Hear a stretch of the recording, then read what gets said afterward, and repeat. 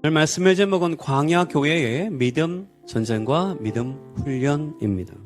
하나님은 광야를 믿음 훈련 학교로 만드셨습니다. 그런데 우리가 생각해야 될 것은 그 훈련 속에서 이스라엘은 믿음 전쟁을 하게 된다는 것입니다. 그러므로 오늘 본문을 통하여 우리는 광야 교회의 믿음 훈련과 믿음의 전쟁에 대한 교훈을 우리가 오늘 좀 받아보려고 하는 것입니다. 신명기 8장 2절에 하나님은 광야 40년 동안에 진행됐던 모든 일들은 그냥 어쩌다가 우연하게 일어난 일들이 아니라 그 모든 것들은 하나님의 믿음 훈련 학교의 계획 속에서 진행된 것이다 라고 하는 거예요. 자, 여기서 출애굽기 17장 1절 이스라엘 자손의 온 회중이 여호와의 명령대로 행하여 르비딤이라는 지역에 도착을 했다는 것입니다.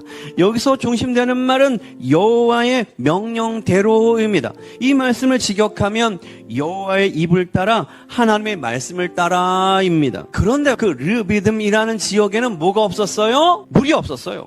자, 여기서 우리는 생각해야죠. 그런데 왜 하나님은 물이 없는 곳으로 이스라엘을 하필이면 인도해요? 하나님이 이스라엘 르비딤으로 이끄신 것은 바로 믿음 훈련을 목적으로 한 것이고 이 시험은 우리를 무너뜨리는 시험이 아니고 우리를 세워주는 시험입니다. 이스라엘 백성은 이 르비딤에서 뭘 봐요? 물 없는 것만 봐요. 환경만 본다고요.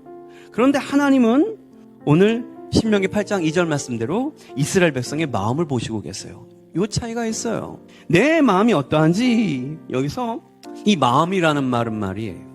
히브리어로 레바부, 이것은 생각, 의지, 신뢰, 결정, 가치관, 삶의 중심을 모두 포함하는 인격의 중심을 표현할 때 레바부 이 말을 씁니다.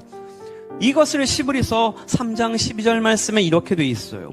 너희 중에 누가 믿지 아니하는 악한 마음을 품고 살아계신 하나님께서 떨어질까 조심하라. 여러분, 훈련이 시작되면 우리 마음 안에 숨어있던 믿지 않는 마음이 드러난다는 뜻입니다. 그러면 하나님은 왜 레바부 마음을 드러내실까요? 첫 번째는 우리는 자신의 이 본래의 모습을 잘 알지 못하기 때문이에요. 물이 없자 하나님을 시험한단 말이에요. 가나안이 바로 앞에 있었는데 돌아가자고 했단 말이에요. 경제적으로 어려운 위기 앞에서 불안이 일어나지 않던가요? 탐심이 올라오지 않던가요? 그때 비로소 내가 마음에서 무엇을 붙들고 사는 자였는지를 알게 한다는 것입니다. 그러므로 두 번째로 우상이 무엇인지 드러내십니다. 광야는 모든 것이 없어지는 곳이에요. 오늘도 같아요. 돈이 없을 때, 건강이 흔들릴 때, 내가 생각하던 바가 되지 않을 때, 그때 우리의 우상이 등장해요. 내가 정말 무엇을 신뢰하는 자였는가. 또한 하나님의 이 마음을 드러내신 이 작용은 하나님의 신실하심을 경험케 하기 위해서 또한 있어요. 출애굽기 16장에서 이스라엘 백성은 먹을 게 없다 하나님께 원망했잖아요. 즉 인간은 하나님을 불신앙하고 원망하고 있는데 하나님은 여전히 신실하게도 만나를 허락하시는 신실하신 하나님을 보게 한다는 것입니다. 또한 우리의 믿음을 훈련하기 위함입니다. 그래서 신명기 8장 3절 말씀에 만나를 주신 이유가 뭐냐 하면은 광야의 목적은 우리를 배고프게 만드는 것이 아니고 말씀을 의지하는 사람을 만드시는 거였어요. 하나님은 우리의 마음, 우리의 본성, 우리의 우상을 드러내신 다음에 그 마음의 말씀으로 훈련해 주십니다. 그런데 출애굽기 17장 말씀에서 이 마사, 무리바 사건이 일어나잖아요. 이곳에서의 믿음 전쟁의 본질은 또한 무엇이었습니까? 물이 없어서 실패한 것이 아니고 하나님을 믿지 못해서 실패하는 이스라엘을 보게 되는 것입니다. 하나님은 무엇을 보기 원하셨을까요? 이 르비딤에서도 하나님께서 여기까지 인도하셨으니 반드시 우리를 먹이실 것입니다.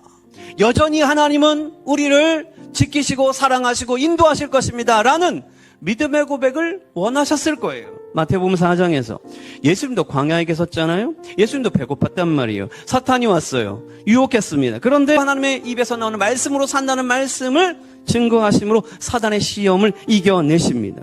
예수님이 끌어당긴 이 신명기 8장의 말씀, 이것은 곧 출애굽기 17장, 예수님은 르비딤에서 실패한 이스라엘을 다시 살아내고 계시는 것입니다.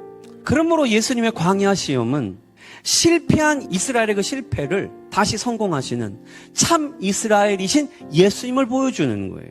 믿음 전쟁은 결국 보이는 현실, 환경을 믿을 것인가, 하나님의 말씀을 믿을 것인가의 싸움이 되는 것입니다. 하나님은 훈련하시고 우리 안에서는 전쟁이 시작되는 거예요. 그러므로 훈련과 전쟁은 따로가 아니라 같은 사건 속에 있어요. 이렇게 이 광야 믿음 훈련 학교에서 진행된 광야 세대에 대한 하나님의 평가는 어떨까요? 16절, 17절, 18절입니다. 그러니까 광야 1세대는 하나님을 경노케 한 자들이다. 이렇게 평가하십니다. 여기에서 경노하심이라는 단어를 주목해 봅시다. 파레피크라난입니다. 뜻은 경노하게 하다, 심히 노하게 하다, 몹시 슬프게 하다, 쓰라리게 하다, 반역하여 하나님의 진노를 불러오다라는 뜻을 가지고 있는 단어인데, 이것을 해석하면 하나님의 마음을 쓰라리게 만들 정도로 반역하였다. 그러니까 광야 1세대들은 하나님의 마음을 쓰라리게 만드는 고통을 주는 반역을 40년 동안 했어요.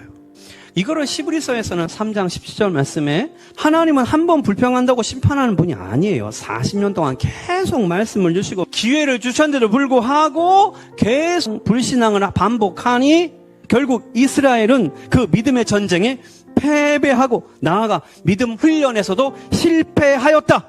이거를 히브리서가 광야 세대를 기록해주는 기록입니다.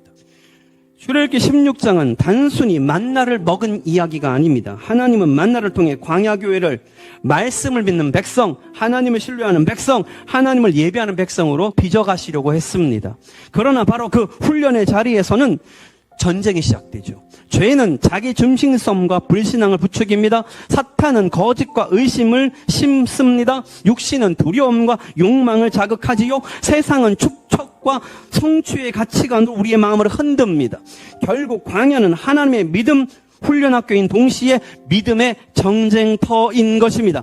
그러므로 이러한 구조는 출애굽기 6장뿐 아니라 신약 교회, 신앙생활 전체에 적용되는 믿음의 원리가 되는 것입니다.